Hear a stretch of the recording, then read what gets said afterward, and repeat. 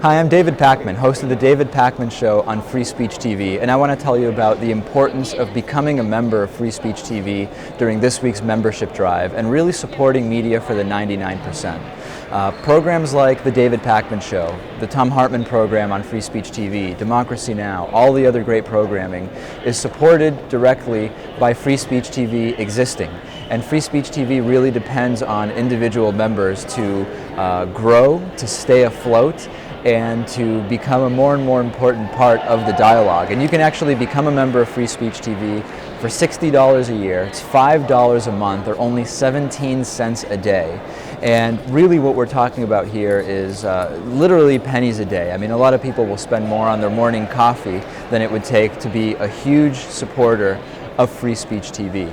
My program, which started before Free Speech TV, was the important media outlet that it is now for independent programming, would have benefited so significantly if we had been able to get on Free Speech TV right away. And that really depends on members. So 17 cents a day, $5 a month, $60 a year goes a very, very long way. It's incredibly important, especially heading into an election season, an election that will be of crucial importance to everybody, to make sure that there's an alternative to homogenous corporate media. And you really get that on Free Speech TV. I know you get it on my program. Certainly you get it with Thom Hartmann, Democracy Now!, all of the other incredible programming on Free Speech TV. And it's not going to break the bank. And it's an investment not only in media, but it's also an investment in fair and broad journalism, and an alternative to, I mean, you're as tired as I am of those same corporate media narratives that we hear about, the infotainment, and the stories that you don't even really need to turn on those three-letter news networks to know what's going to be said. You just know what's going to be said. So please consider this week becoming a member of Free Speech TV. Membership drive is going on, 17 cents a day, and those 17 cents, they add up over a year, and they go a long way to supporting programming like my program, Thom Hartmann, Democracy Now!, and all the other great shows on Free Speech TV.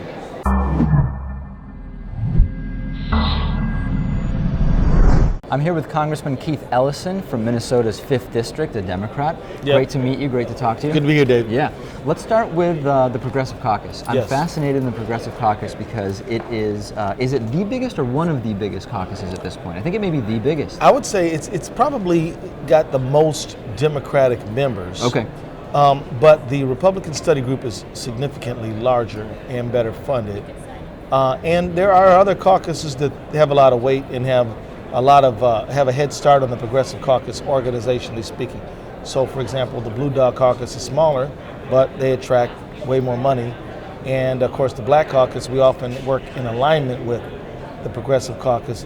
We have something called the Tri-Caucus, which is the Asian, the Black, the Latino caucuses.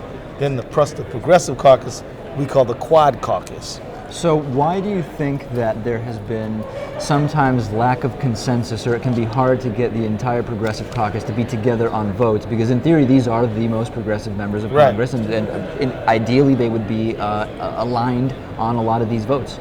Well, because we don't have anybody to threaten the leadership with to our left. So, for example, the Blue Dogs, they go and say we want a certain number of things, and if we don't get them, we're voting with the Republicans. And that's a credible threat because, you know, there are Republicans who are to the right of them. We don't have a Labor Party or a Green Party or somebody to the left of the Progressive Caucus to align with. And so one of the things that we've been doing over the past couple of years is trying to strengthen our connection with the progressive movement, because we may not have members, elected members we can go to sort of bond with to get our way, but what we can do is we can bring more heat on the overall congressional body by bonding with people who are fighting for the rights of workers or the environment or the Netroots community, which is incredibly powerful, and there's a range of others as well. So we want to build greater cohesion among Progressive Caucus members, build greater links with the progressive community, and we need to be effective electorally. Well, I'm interested, you mentioned there's nothing to the left of the Progressive Caucus to kind of counterbalance that. Alan West, Congressman from Florida, said he thinks about, I think it's 80 members in the House of Representatives are communists. So if you had to say how many in the Progressive Caucus are really the kind of true progressives that you would consider the closest to something that would be even to the left of that? I mean, are we talking 15, 20, 30, 40? Well, the thing is that there's probably, when Alan West made that comment, he wasn't trying to be kind. No. Okay? So that's important to bear in mind. And the other thing is when the head of the Communist Party was asked, are any of the members of the Progressive Caucus in your party? He said, no, none of them are in our group. So I guess we do have a philosophy. We believe that America should have a pro-peace foreign policy. We should avoid war. We should promote diplomacy and development and try to alleviate global poverty. We believe in working America, so working class people should have an economy where they can make a good living, they can retire, they can send their kids to school, they can have some health care. We believe that our environment's important. We believe in environmental sustainability, and we believe in civil and human rights for everybody. We believe in openness, and when civil and human rights, I mean also connected to that, not just immigration rights, racial justice, gender justice, sexual orientation justice, but we also believe that there should be freedom and access to information. We believe that there should be freedom and access on the web and in the Netroots community. So that's basically who we are and what we believe. And so but we're not standing in opposition to free market economics. We believe there's a place for it, and an important place for it in the American economy. We believe, though, that we need a strong, robust public sector, because even if you're talking about the private sector, markets work better when they're well regulated, when the rules are clear. Markets work better when there's fairness, when there's transparency. And so we believe the public sector has a very important role. Left to their own devices, if profit making is the only proper consideration, why would anybody not pollute the water if it's gonna cost them on the bottom line? Government's there to protect us from that. Why would we ever have a park? Why would we ever have public transportation? Well, government is going to do these things that people can't do alone. So we believe in a mixed economy, public sector, private sector, and we don't believe we're the ones on the extreme. We believe that it is the right that is free market fundamentalists. We believe they falsely and incorrectly believe that the market answers every question, and it doesn't. And they have contempt for government. Well, when government's trying to tell them what to do. But on the other side, they're definitely comfortable with government telling you who to marry, how many kids to have. I mean, they were even talking about a vaginal probe or something like that in Virginia. Transvaginal ultrasounds. Yeah. Which, that's kind of like big government, definitely getting in your intimate spots, right? Sure. Well, I'm interested, you're kind of talking about projection, right? Something that one is doing and saying it's your opponent who's doing it. Right. I'm curious whether you're frustrated as a Muslim. We've heard this narrative of Muslims are trying to impose their religious values on the country. The people we hear that from are the Christian conservatives who are trying to do that exact same thing. How frustrating is that? Yeah, it's frustrating, and it is kind of a psychological, they call it projection in Psych 101. Well, here's the deal. It is frustrating, but this is a chance to remind America that, man, Congress shall make no law establishing a religion, nor abridging the free exercise thereof. The Constitution says there's no religious test to be a public official. And so this onslaught from the right, trying to impose their religious values on everyone else, has really given us a chance to remind ourselves of our Constitution's respect for religious diversity and liberty. And America got a lot of things wrong, didn't treat women right, didn't treat African Americans, Native Americans, got a lot of things wrong in the beginning. I think America got religion right from the very beginning, and I think we ought to hold on to that, because there have always been, along American history, people who want to snatch that legacy of religious respect and diversity away. And I could go on and tell you how, it was the early leaders like Benjamin Franklin. He was so galled that some people in his community didn't want a Methodist church to be built. he built a church, he built a public square where people could speak, and said even if the Mufti of Istanbul would want to come speak, he would have a free spot to speak right here. But we've really got a problem on our hands, because you're absolutely right. That is exactly what the Founding Fathers had in mind. Yeah. But at the same time, we hear this idea from conservatives that the Founding Fathers would be upset that we're trying to get rid of prayer in schools, when that's not the reality. That's actually the system that was put in place by the Founding Fathers, but it's being picked up on. People are starting to buy into that narrative. How do you push back against it? Well, they're lying, and and many of the things, I mean, I'm not going to say that every Republican's a liar, but I will say that their overall narrative is very comfortable with misrepresentation and falsehood. I mean, they're always saying something's ridiculous. They say that President Obama is not producing jobs. Well, they're the ones who won't take up a jobs bill. I mean, they're the ones. They say that the EPA is responsible for job-killing regulation. I mean, they make up things that are absurd all the time. You mentioned religion. I mean, there has not been one state, one city, one unincorporated area that has passed a Sharia law ordinance or anything. It doesn't exist. And it shouldn't exist, because in Islam, Sharia is what the individual Muslim lives by. Sharia tells me I can't eat pork, gotta pray 5 times a day, can't gamble, and can't drink. I'm not saying that's something that somebody else has to do. That's what I impose on myself. But there's not anywhere has that been enacted in the public space. And yet they say that it's creeping and taking over everywhere. And so, I mean, it is frustrating to see this kind of misrepresentation, but it just means that we've got to, buck up and be tough and stand up for what we believe in, and don't back down, and, don't make it more complicated. Just say, hey, look, man, you're trying to impose your power on me, and I'm not having it. Let's talk about, you mentioned jobs. Yep. And I think that's a good way to get into 2012. There's this huge disinformation campaign around the reality of the jobs numbers. Oh, yeah. And a lot of it started with Mitt Romney first saying we've got to get down to 8% unemployment. Now that we've done that, saying if we're over 4, that's not good. Right. He's not mentioning that after Ronald Reagan's first term, we had actually seen an increase in unemployment to 8.1%. Now, under President Obama, we're down to 8%. Right. Same thing with George W. Bush. We saw Right. an increase, right? I think 69% increase in unemployment during that first term. Mm-hmm. But those numbers aren't getting to a lot of the voters. And I have no idea how they're going to hear about the real numbers, because it's so, the campaign is so effective, the disinformation campaign. Well, here's the thing. I think the Netroots Nation is fully capable of getting the word out proper.